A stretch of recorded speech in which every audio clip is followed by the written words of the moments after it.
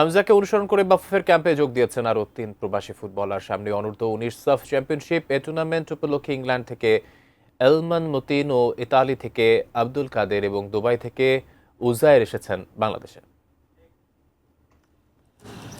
বয়সভিত্তিক সাফের এই টুর্নামেন্টের জন্য ধানমন্ডি ক্লাবে শুরু হয়েছে অনূর্ধ্ব-১৯ দলের অনুশীলন।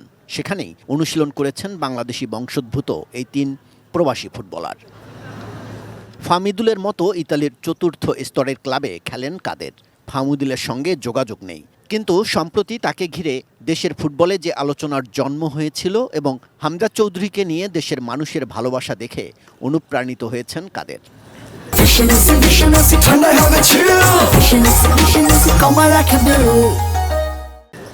ইংল্যান্ডের তৃতীয় স্তরের ক্লাবের বয়সভিত্তিক দলে এলমান মতিন খেলেন মিডফিল্ডার হিসাবে।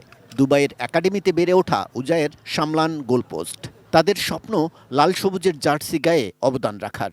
কাদের, এলমান, উজায়েরদের মতো প্রবাসী ফুটবলারদের নিয়ে জুলাইয়ে ক্যাম্প করার পরিকল্পনা আছে বাফুফের। আমরা এই ধরনের প্লেয়ার যারা ইন্টারেস্টেড তাদেরকে সুযোগ দেব।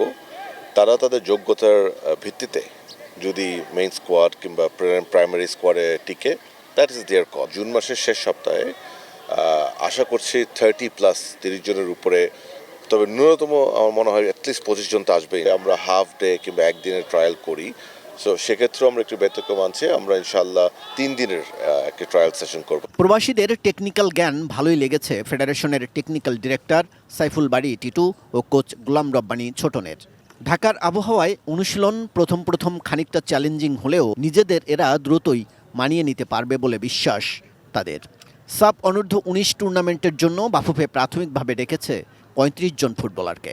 আগামী ৯ থেকে ১৮ মে অনুষ্ঠিত হবে যুব সাফের আসর। কাজল রায়, এটিএন নিউজ, ঢাকা।